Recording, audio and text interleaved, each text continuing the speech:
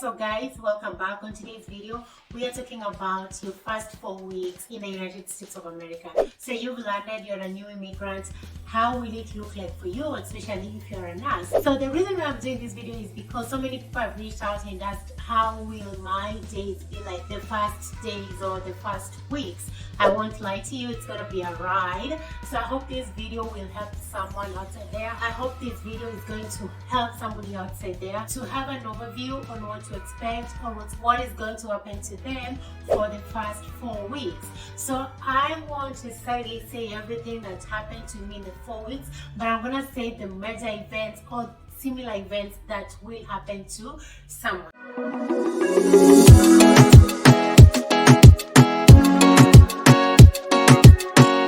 So guys, what was my first weeks like, or my first days? So I landed in the United States on 29th of October of 2019 in New York. So it was around 7 a.m. I carried my envelope, the yellow envelope or the yellow packet that you're not supposed to open. Then you go to the officer, the custom officer. They know what is in there, what to expect. They will go through your paperwork. They will ask you a few questions and then stamp an admission, meaning like they've admitted you to be a legal permanent resident in the United States of America. So after that, I took another plane to Arizona, Phoenix, and the plane that I boarded has been one of my worst planes that I've ever boarded. I'm not being petty. It was horrible 5-hour flight. That's a story for another day. I landed in Phoenix at around 6 p.m. but this is a desert. And when I tell you it was summer and it was hot, and I was told that was not hot, I questioned my decision of coming to the United States because the heat hit my body with shockwaves. Like, the hell is that? So anyway, yeah, still complaining 2 years later of the heat, but still here. My deployment agent was already waiting for me. As you know guys, I'm a nurse. I'm a foreign educated nurse from Kenya. So I worked in an agency and I'm still working with an agency.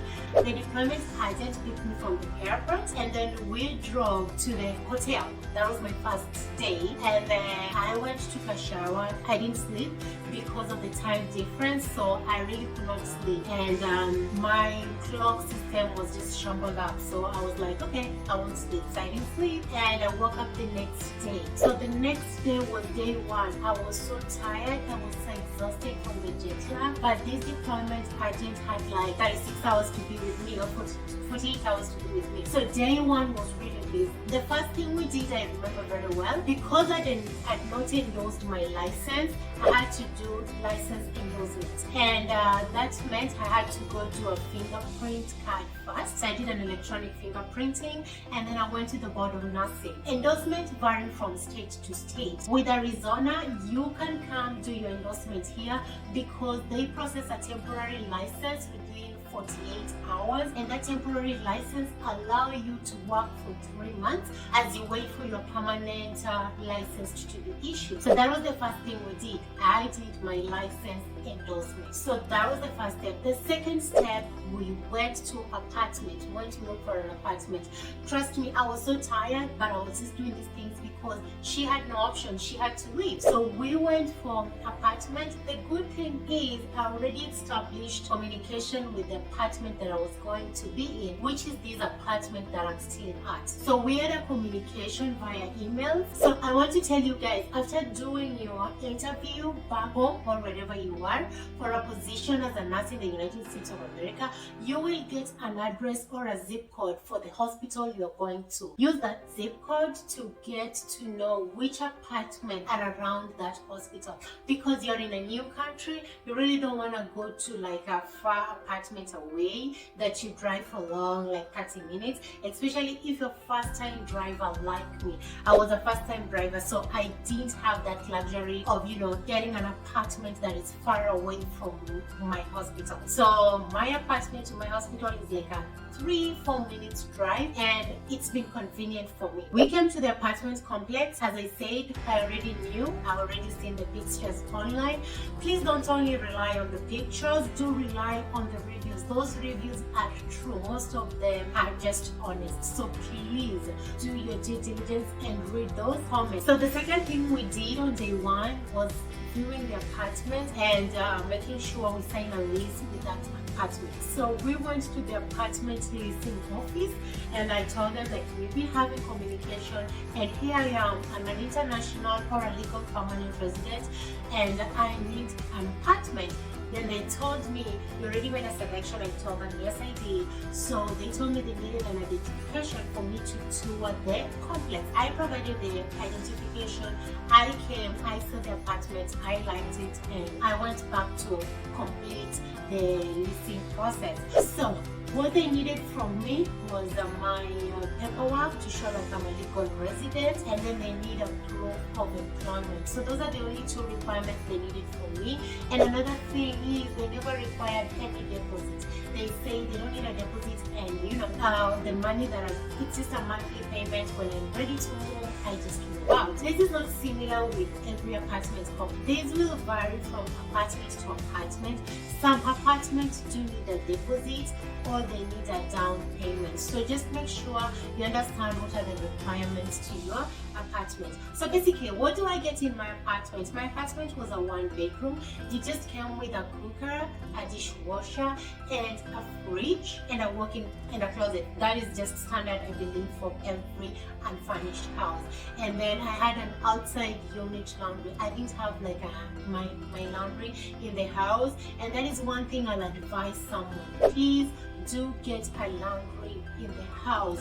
I'll advise you to get a laundry in the house. It is convenient, and you don't have to always worry about getting coins. With this COVID, there's been a coin shortage, so that's just good to know. Please do get a house that has a laundry inside the house rather than a unitary laundry. So that was the second thing we did. Once we had address, because now I signed the lease, now I have my address. Now I had to set up billing, electricity bill, and I didn't have to do water because water is inclusive in the rent. My water bill is inclusive in the rent, and my utility bill is inclusive in the rent. So another thing I had to do is I had to set my electricity bill in. So I had to call an electricity company and I had to tell them I'm moving in. I had to give them the account number, which was provided by the leasing office, and that's how I did set my electrical bill. So my apartment needs like renter's insurance. That means your apartment should be insured just in case of anything. There's somebody to cover. So I did get a rental insurance for $5 a month, and that is what I've been using. It is called Lemonade Rental Insurance. So I believe that sealed the deal, and I got to sign the lease, and yet I had a house, empty house, right, with nothing at all. So after getting my leasing and everything done, now we went to do the step number 2, get a phone. You need a phone. My phone was not compatible with service providers here. So most service providers, I don't know, SIM cards here, or I have no idea. So I had to get a phone and had to seek for a service provider. So the most common service providers are Verizon, AT&T, Prepaid. There are so many. So I went with Verizon, and at first I didn't know I was paying a lot of money. I was paying $70 per month because I did a prepaid, and I was alone, and I just didn't know. I didn't know that I didn't need all that much for my phone. The reason why I took the 71 is because I'm online a lot, so I wanted 24-hour Wi-Fi, hotspot, and all that. I never realized I'm going to buy Wi-Fi, or I'm going to put a Wi-Fi cable, so that could have sorted most of my internet needs. So guys, just look out on that. You don't have to pay a lot for phone service providers because you will need a Wi-Fi cable. And then once I was done with the phone and I had everything, my SIM card running and everything was good to go, the third thing we did, that is day 1. Trust me guys, I was so exhausted. Like literally I was so exhausted, but I had to push myself. Remember, I had like 20-something hour flights, like combined, like It was like 36 plus. If I combine all my plane from my home to my capital city, from my capital city to New York, from New York to Phoenix. So I was so tired. I still had a massive jet lag, but I had to push myself. Like I really did have to push myself. So after having done and completed buying a phone and a SIM card and just setting everything and making sure that phone is working, the next thing we were doing was to go to a bank and create an account. Of course, I'm gonna be paid, so I need to have an account. My money is jetting in. You know, we came to make money, right? The next thing was to go do the bank account, and it was so easy. I never thought it was that. So we went to Wells Fargo. That is the bank I'm still with. There's so many banks around here. There is American Bank, there is Chase Bank, there is Wells Fargo, there are credit unions. So whatever suits you, just look for it. So the only requirement they asked was, initially they needed my social security number, they needed an ID, they needed a physical address, they needed an email address and a phone number. So I told them I'm new in America and I don't have a social security number yet, but I would like to open an account. So they were like, that's fine, provided you have a physical address, you have documentation of being a legal permanent resident, you have a phone number, and you have an email address you can provide it as, you are good to go. And then later you will bring in your social security number for us to update in the system. And I was like, yeah. We opened the account using all that information that they provided, and I made my first deposit, and ding, I had a bank account. So it is so easy. Don't worry about bank accounts. The easiest thing you can open here. Once you just have your documents, then later you will provide them with your social security number. So now we are still on day one. Guys, this lady was taking me so fast. Once we were finished with the banking, we went to buy a bed and a mattress. Remember, I don't have a place to sleep. The house is empty, so we went to a showroom where I chose the mattress and I chose the bed frame. It was actually not a bed, it was a bed frame. And we were like, can they be delivered tomorrow? And they were like, no, we can't deliver them tomorrow. We'll deliver after 24 hours because that is just a showroom. You have to go to their warehouse to pick the mattress, or they will bring it to you. But because we didn't have luxury of time, we told them just prepare it, we'll pick it tomorrow. And yes, we picked it the next day, and I was like, this country is funny. So we had a car, and what we did, we asked for ropes, we tied my mattress on top of the car, and we were driving, and she was like, the only thing you have to do is to watch out so it doesn't fall, because she was driving and she was like, just make sure it doesn't fall. You don't have an option, you have to have a mattress because I'm flying out tomorrow. And I was like, oh yeah, my American dream. Okay, by that time I was so tired. So that brings me to another point. Please do buy trucks. They really helps when you have to move goods and things around. Or do buy an SUV. Cars, it's fine, but you know. So guys, if you're liking this content, if you're liking this video, please do subscribe, please do share, please do like, because through that it helps YouTube to reach as many people as possible. Once we were done with that, I thought it was time to go and sleep. It was 6 p.m. This lady, my deployment agent, took me to Walmart. She dropped me there. She told me, go in, you have your debit card. They gave me the relocation allowance. So once we were done with all this, and now we have a mattress and we have a bed, I thought it was time to go home. No, it wasn't time to go home. So my deployment agent took me to Walmart, that is one of the stores around, and told me, now you need to do your shopping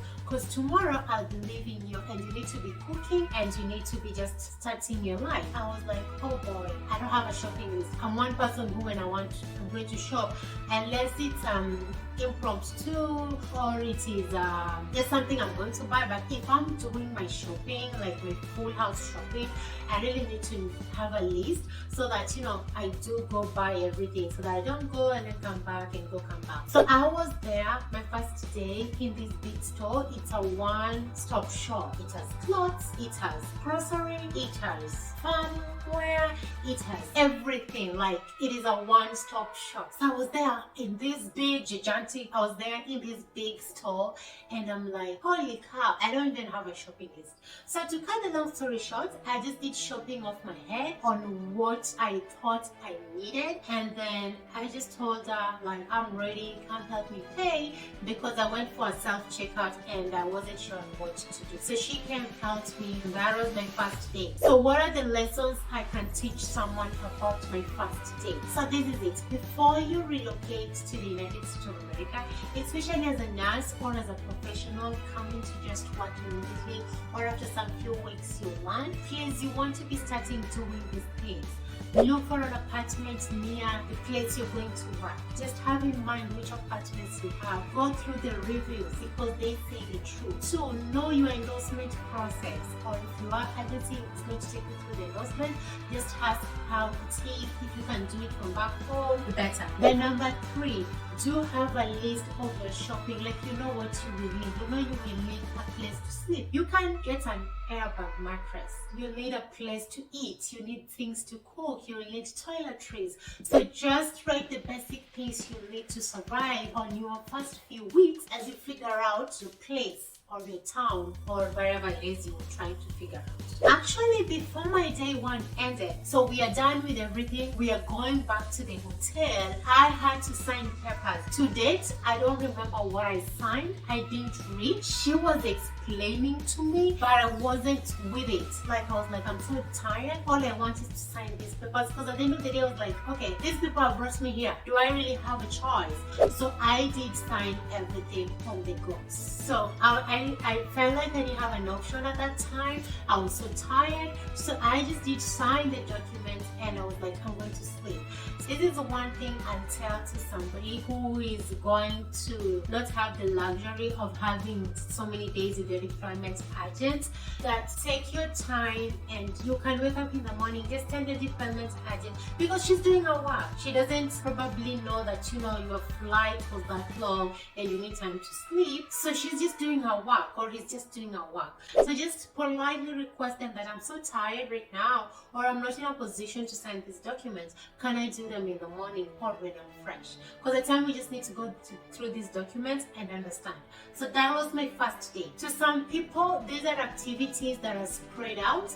They can do them in 2 or 3 days. It depends with agency to agency, and it depends with how your agency operates. Day 2, what did I do on day 2? I woke up, had some breakfast, and it was time to go for the occupational health department in my hospital so that I have a TB test done. They did a urine test, they did physical, just to make sure, you know, I'm ready and I'm fit to do their job. So that was it. It was supposed to be meet and greet also with my current manager or the hospital's management staff, but I didn't get that opportunity to do it, so we just did what was there to be done, and then we came back. So after we came back, the lady asked me about her car, like how am I going to get myself from one point to the next. So guys, my story is gonna be different, but I'm just gonna say generally, this is where you will go to your DMV office and know what are some of the requirements for you to start driving, especially those who learn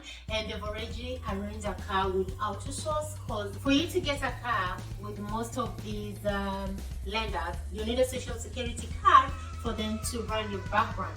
But when you're back in Kenya, there's some companies that work with agencies that really don't need all these things. They know you don't have a credit history, so there's no need of even doing a background a credit check on you, because it will be a 0. So some will come here and they already have their cars waiting for them. You don't want to pick your car and start driving. You want to understand what are your requirements as a new person in America to drive in your state. Every state rules and regulation differs. In Arizona, you are required to just drive your car, even if you're an international driver, provided you have a valid driving license. That is what I read on the website. I'll go to the DMV and ask The reason why is that at times websites are not updated. So you just want to be safe and just drive with your deployment agent and ask the DMV office, like, what are these requirements for me to drive as an international driver? Because right then you don't have a state license. So after that, you know how to get a permanent driving license. In Arizona, again, I'll be talking more about Arizona because that is the only state I've lived and that is the only state I understand the regulations. So in Arizona, you get to do a written exam first. You have to pass with the 80% mark.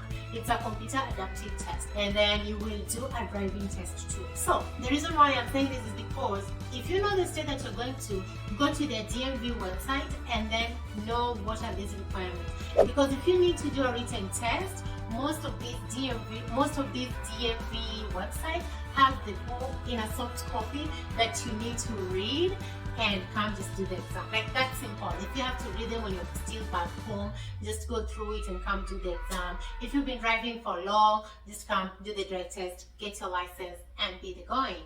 But if you're a new driver like me, I had somebody to teach me how to drive. I really wanted to understand more of driving because I'd never driven so much in Kenya. I had a driving license, but I didn't have a car, so I wasn't driving, in short. So when I came here, I had to spend around $500 to go to a driving school, get my license, and be on the road. So I went to school. The school was a third party to DMV, and they gave me a certificate which I took to my DMV office, and I did have to redo the driving class or I did have to do the driving test again. So again, these vary. Driving is a necessity in this country, in most states, if not all, because the public transport is reliable, I would say, in some states, but not all the states are using the public transport system. So going to DMV, understanding and purchasement of a car is very important. To this, you can watch one of my videos on how to purchase a car in the United States as a new immigrant. After my deployment agent left, I typically rested for 2 days and then went to follow up on my SSN. Some people say that you have to wait 10 to 14 days before you go to your local SSN office, but I just wanted to be, sure. I think I had so much time on my hands. I went to my SSN office and I asked them, where is my SSN process or application at? And they were like, the person who admitted me didn't file that part, so I had to do the SSN application by myself. So that is why it doesn't hurt to go and ask them, I've come to check about my SSN application. How do I go about that? Because I've had friends who've gone for the application and they were told, like, your SSN is coming, and they received the SSN. So it doesn't really hurt to go and find out. So I went, I did my application right in there. The only thing you have to carry by yourself is your passport because it has your legal documentation on you being a permanent resident in the US. So once you have that, you do the process, and then after 7 days, I got my SSN. So once I got my SSN, because that is what my hospital was waiting for, I did send them the SSN number, and after sending the SSN number, my hospital does a background check. It does a background check, so it asks me about my school history, my employment history, and everybody that I wrote on my employment history as a referee was contacted. Yes, they were all contacted, and God bless their hearts, they all gave a positive feedback. Usually it takes 2 weeks to have these background check done. It can be shorter, but at least they take 2 weeks to have your background check done. As my background checking was going on, my hospital, not my employer, my hospital through my employer notified me that I have a bunch of modules I have to do before I go to the hospital and start practicing. These are modules on HIPAA, these are modules on patient safety, these are modules on policies, these are modules on, like, it was a bunch of modules. The good thing is I was doing them at home and I was being paid, so I didn't never mind doing them, I was just clocking, like I did them from this time to this time, and then I'll send them in, and then I'll get paid. So as I was waiting for my background check, of course I was meeting Kenyans that I'd met online. Now I was coming face to face with people that I'd met online. I was like, okay, I have a free time, my background check is going on, there's nothing I can do about it, then let me do what? Let me go and see people. So I was visiting people here and there and doing my modules, and at the same time I was shopping for my car. What for those parents or for those families that are coming with school going children, your deployment agency should take you through that. They should tell you about schools in your district and how to go through the process of application. Really, I can't talk about anything about school because I don't have babies yet, so I have no idea about that. So I can't talk about school because I have no idea about that. I don't have any school going kids, so I have no idea about that. So actually that was it for me. Most of the things I did on day one in my first week actually. My first week I had so many things done. I had my background check going on. Exactly after 1 month, I started working because I started working on the 2nd of December of 2019. So within 1 month, everything was done because I was moving myself, you know. I was proactive. I was asking my agency now what next. By the time they were calling me about my SSN, I was sending them my SSN. I was like, I've done the application, you will receive it soon. So I was there, you know, advocating for myself, which you're supposed to. That is how it was for me past few weeks in the United States of America as a new immigrant. I don't know those who've already been here. Please do share how your experience was like. Please do add something through the comment section that might be valuable to someone who is looking forward or who is already almost coming to the United States of America. It really will make a difference to this person. Okay guys, please do watch my video. It is about top 10 agencies that recruit foreign educated nurses to the United States of America. That video is packed with value. That video will help those who are looking to start this journey to go through the agency and find what works for them. So please do subscribe, please do share, please do comment, and until next time, bye bye.